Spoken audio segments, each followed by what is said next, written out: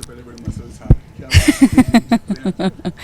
वो actually second season में अपने पिताजी के खिलाफ खड़ी हुई थी तो ताकत बहुत लगती है और फर्स्ट सीज़न में भाई के खिलाफ तो ये सारी ताकत जुटाने के लिए जिम जाना पड़ता है। ट्रिपल हमने अभी थोड़ी लोगों से बात की ना, ट्रिपल एक्साइटमेंट है लोगों हमें भी है एक्चुअली। आप कितने एक्साइटेड? बहुत ज़्यादा एक्साइटेड हूँ क्योंकि I think city of dreams मेरे लिए गेम चेंजर रहा है एज एन एक्टर।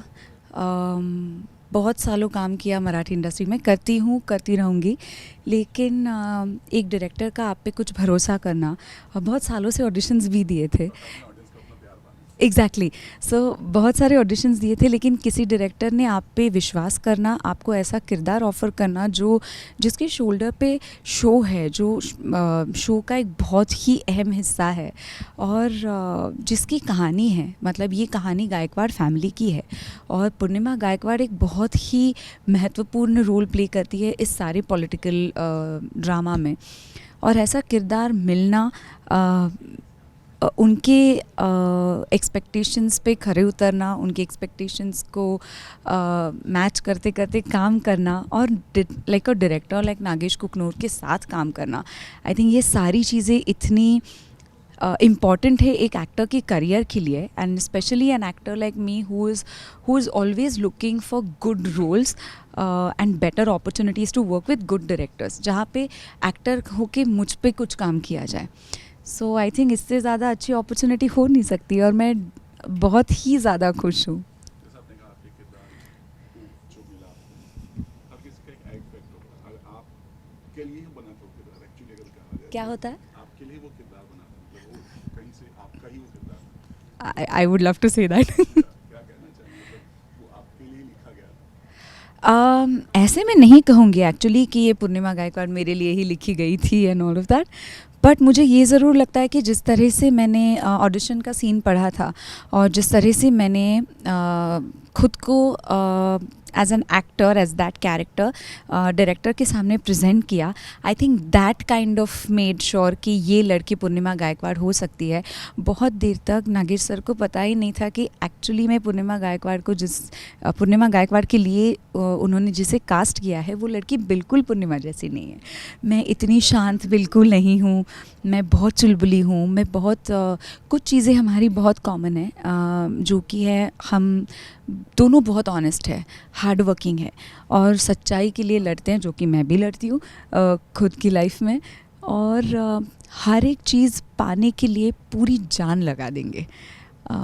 तो ये सारी चीज़ें कॉमन है, लेकिन बहुत सारी चीज़ें हैं जो पूर्णिमा की मुझ में नहीं है, जैसे कि उसका कंपोज नेचर, शांतता, नाप तोल के बोलना, सोच समझ के बोलना। मैं इतना विचार करके बोलती नहीं हूँ, मैं जो दिल में आए बोल देती हूँ। चूंकि इतने लंबे समय से शूट चल रहा है, मतलब फर्स्ट सीजन सेकंड सीजन हाँ। पूरी फैमिली बन चुकी है, तो थर्ड सीजन उतना आरामदायक हुआ शूटिंग या फिर बहुत मुश्किल? शूटिंग तो नागेश सर के सेट पे बहुत ही डिसिप्लिन्ड होता है और काम इतना होता है और इतनी बारकाई से काम किया जाता है कि आपको वैसे तो जो I had fun on set ये बोलने के लिए टाइम ही नहीं मिलता, वक्त ही नहीं मिलता, बिकॉज आप बहुत काम करते हैं एंड सीन्स इतने हैवी होते हैं, सीन्स इतने इंटेंस होते हैं कि आपके फोकस के लिए भी दो सीन्स के बीच में हम प्रेफर करते हैं कि हम कैरेक्टर में ही रहें, हम सीन पढ़े। But having said that, I think this was the most difficult side of Purnima that I've got to play. And हाँ, मुझे लगता है ये अगर आप मुझे पूछेंगे कि 3 सीज़न करने के बाद सबसे डिफ़िकल्ट कौन सा था, सबसे चैलेंजिंग कौन सा था, तो तीसरा सीज़न था।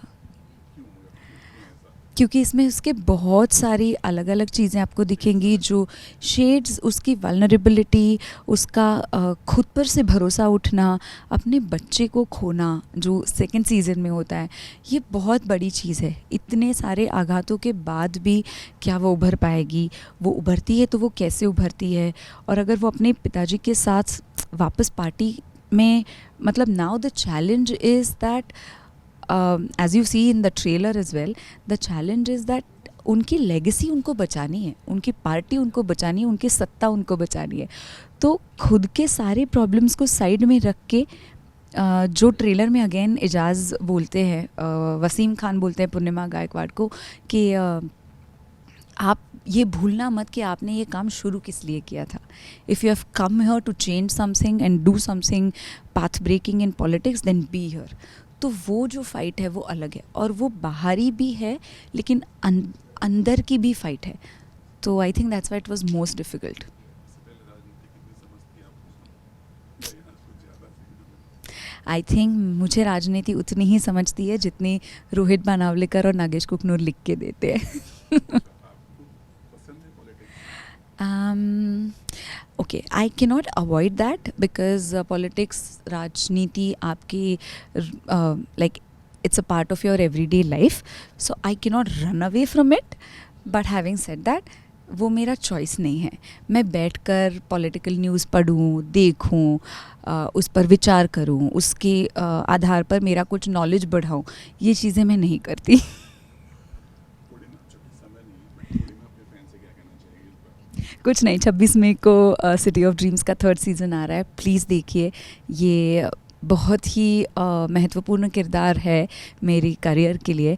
और पहले 2 सीजन्स में आपने बहुत सारा, ढेर सारा प्यार दिया है, और आई एम श्योर ये 3rd सीज़न के लिए भी आप उतने ही खुश होंगे. ऐसे जो इस समय दौर चल रहा है, डिजिटल दौर चल रहा है, कैसे देखती हैं आप आज के दौर में? कैसे देखती हैं? बहुत सारे प्लेटफॉर्म्स हैं, कोई भी अपना टैलेंट, हुनर दिखा सकता है. ये सोशल मीडिया हो या फिर OTT पे, बहुत सारी चीज़ें हैं. पहले ऐसा नहीं था, एक ही प्लेटफॉर्म रहता था. कैसे देखती हैं आप? रातों रात लोग फेमस हो जाते हैं. अगर डिजिटल प्लेटफॉर्म सब देखे, मतलब ना सिर्फ OTT, I am just talking about all the digital media that is available, मुझे लगता है कि वो हर एक का अपना अपना स्किल है, और उसे दिखाने का, उसका हुनर दिखाने का उसे मौका मिला है. And really good for them. I don't try to be somebody else. I don't try to be a digital content creator because I'm not. I am an actor and I love to be an actor and love my job. तो मैं digital content creator बनने की कोशिश नहीं करती हूँ, लेकिन मैं ऐसे बहुत सारे क्रिएटर्स हैं जिनको फॉलो करती हूँ और मुझे उनका काम बड़ा मज़ा आता है. कभी कभी ऐसे होता है कि जो स्क्रॉल करते हुए किसी का रील दिख जाए, मैं बैठती हूँ, देखती हूँ, रिलेटेबल है तो मैं शेयर भी करती हूँ. तो मुझे लगता है बहुत सारे लोग अपनी खुद की स्क्रिप्ट्स लिखते हैं, उनकी राइटर्स रूम होती है, और ये सब कंटेंट बनाने के लिए भी बहुत मेहनत लगती है और टैलेंट लगता है. तो ये एम ही नहीं होता. फैन से कोई मैसेज? कुछ नहीं, बस सिटी ऑफ ड्रीम्स देखो और बहुत सारा प्यार करो. Thank you.